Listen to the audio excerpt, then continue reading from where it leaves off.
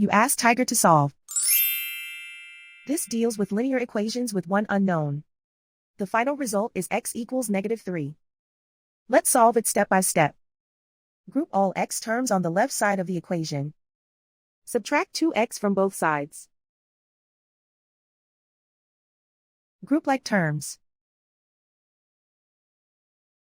Simplify the arithmetic.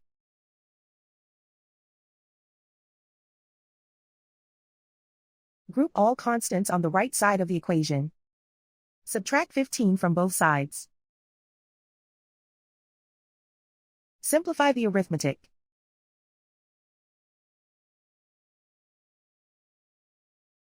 Isolate the x.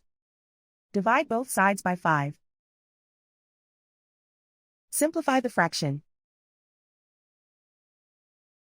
Find the greatest common factor of the numerator and denominator.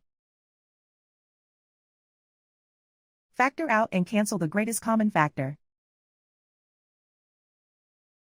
And so the final result is x equals -3.